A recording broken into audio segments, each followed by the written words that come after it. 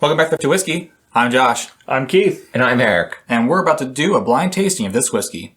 Joyce, what are we drinking? Today you are drinking David Nicholson Reserve. David Nicholson Reserve is a Kentucky straight bourbon from Lux Row Distillers.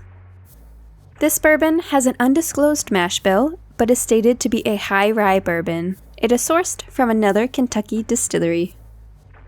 It is bottled at 100 proof. We paid $28 for this bottle, with the retail price being $34. As always, your prices may vary. Enjoy. Thanks, Joyce. Let's dive in and see what we think of this whiskey. Very perfumey. Very floral, yeah. Yeah. I got like a skunk note. Like a florally skunk note, like skunk cabbage. Like, I'm definitely getting like the floral. That's pretty much all I'm getting. I'm not getting like a heavy ethanol note at all. No. Very light. It is light, yeah. I'm just getting the aroma of like I'm walking through a garden. Like it Phipps or something. I'm going for a taste. Yeah, I'm going for a taste, hoping that it pulls other notes on the nose. It is as light as expected.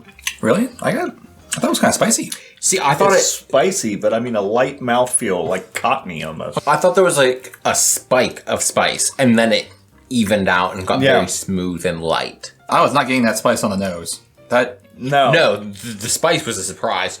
Whew. There was a wave at the finish. Oh, did you get a good hug there? A good solid hug. More like a punch, because I wasn't prepared for it because it was so light. I'm confused. Based on that nose, I was like, okay, this smells like this kind of whiskey. And then I tasted it, and I'm like, okay, now it tastes like this kind of whiskey. It does sucker punch you right there. Look, I haven't gotten punched. Right? like I thought the finish was done, and it just like poop.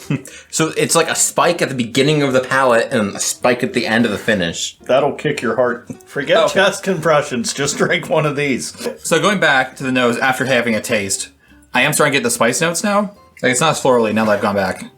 I'm getting a lot more wood tannin. A little bit of a caramel note. I can see that. Yeah, and I think that's where that light, dainty flavor I was getting on the palate was a little bit of the caramel washing in. I'm going to say now, Eric, you're going to have to go first on the ratings because I have no idea where I sit on this one. Yeah, I don't know where I'm sitting either. Yeah, this is a tough one to rate. I mean, it's like, I don't know if I like it or if I hate it. I think I like it. Where did you get this water? City water. In my opinion, it just takes all the notes away again. It's just like blandens? To be fair, in our price range, we're a low proof. Blanton's it. Blandens it. No, Blanton's it. It's funny because it works well with whiskey. It's funny because Blanton's is a low proof whiskey. The water really kicks that spice into high gear. Oh, see, I thought it just like mellowed everything out. On the finish, after adding the water, I'm getting a slight peanut note. I'm getting like a pomegranate on the palate now. I see where you're getting that peanut. I'm not getting the pomegranate, but I see where you're getting the peanut, and I'm still getting a little bit of that caramel, and it kind of reminds me of like a Payday candy bar. I'm just getting floral and like fruit. The floral is still very heavy on the nose. I'm not picking that up on the palate at all. I'm definitely picking up like flowers on the palate. Oh? It is very floral on the palate for me. I'm getting a slight like herbal note, but not floral. Did you eat the flowers at my wedding? I think I ate one of them. That's what I'm getting. If you guys were eating flowers at your wedding, I'm not sure I wanted to be there. It was on the salad. Thinking okay. I am getting clove. Yeah, I'm getting like just baking spices and cinnamon and all that. But I'm even getting that numb mouth feel that you get from chewing clove. I am getting the clove, but I'm getting like floral, fruit, clove. This is a difficult whiskey, but we're gonna just move right into ratings. I'm gonna start here with the nose. I'm gonna give the nose 2.5, mostly because I like the palate, and the nose did not really tell me what the palate was gonna hit me with. Going back to the nose after drinking a sip definitely brought forth more of the notes that I got on the palate. The initial smelling of this whiskey, I was like just floral. I was expecting a light whiskey, a light taste. I like the palate though. I'm gonna go 3 on the palate. And the finish was interesting. I didn't think it was super long, but I did get a lot of lingering notes. 2.5 on the nose, 3 on the palate, and 3 on the finish. I'm going to go 2.5 on the nose. The notes were good. They just weren't the notes I wanted on the nose. It was inviting enough, which is weird because I'm giving it a 4.5 on the palate. Wow. It is the same notes, just better. It's the fruitiness. The fruitiness kicks in on the palate. And I like that juicy, fruity note on the palate. On the finish, I do think it kind of falls off a little bit because I did not get any of those notes that Goose was finding on the finish. I got, here's a relatively dry finish, kind of bland, and then here's just a punch in the chest. I'm gonna go 3 on the finish.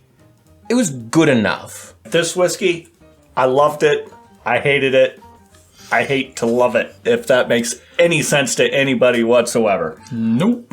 I love complexities in a whiskey. That's something that I look forward to. It gives my mind a challenge.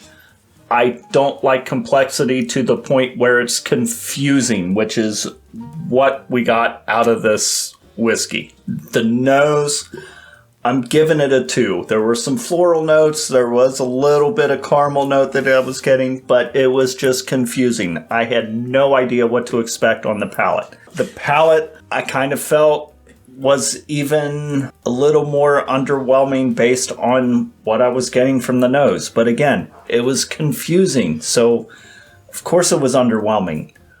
Or maybe it was overwhelming. Or too much. I don't know. I'm giving it a 1.5. Ooh, this is a divisive one. Yes, it is. However, I am completely enthusiastic about this finish, and I'm going to a 3.5. Maybe even a 4.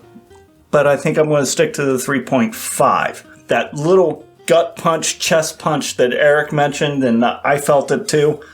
I felt that completely intriguing and unexpected and surprising, and I loved it. I loved the spices. I loved the lingering spices that I was getting even after adding a little bit of water. I hate to love this whiskey. I love to hate this whiskey. Take that the way you want it. So those are the ratings. We're going to jump into our guesses. We want to know what kind of whiskey we think this is, what we think the proof is, how much we think retail price is, and what we'd be willing to pay for it. I'm going to start us off. I think this is a bourbon.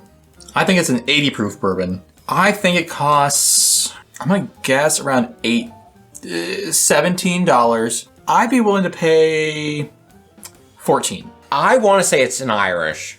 I want to say it's 80 proof. I don't think it's very potent, although it could just be a surprise. I'm going to say it was 16 retail.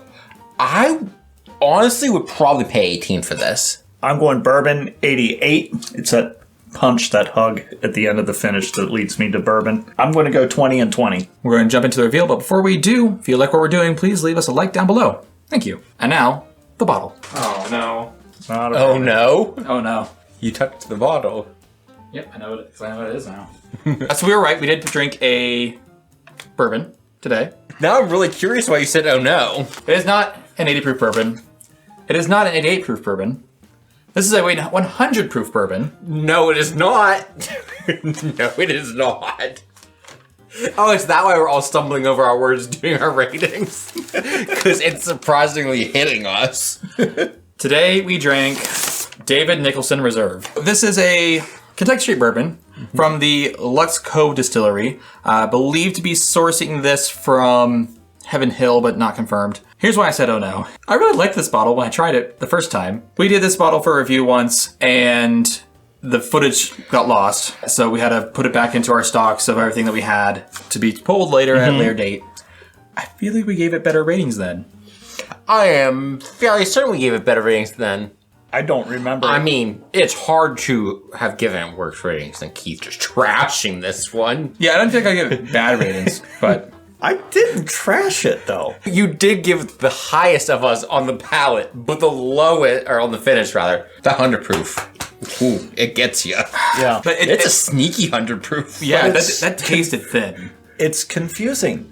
But you gave it the highest finish, and then the lowest on the other two. Yeah. I think. You gave it a 4.5 on the palate. Yeah, I know. I love the palate. Only one rating from Distiller. Distiller gave it a 91. I do have some tasting notes from around the web. On the nose, vanilla, oak, toffee, caramel, spice, peanut, honey, rye, and apple. Palate, nut, vanilla, sweet, rye spice, toffee, cinnamon, and pepper. Finish, medium long finish, dry, cinnamon, and rye spice. When I first smelled this, I honestly was like, oh, this is either like a Scotch or an Irish. And I tasted it, I was like, that's a bourbon. And I went back to the nose, I was like, okay, I guess I can see that now. But now I'm just confused. Which is what I said. I know. My first sniff, I was like, oh, I think that's a bourbon.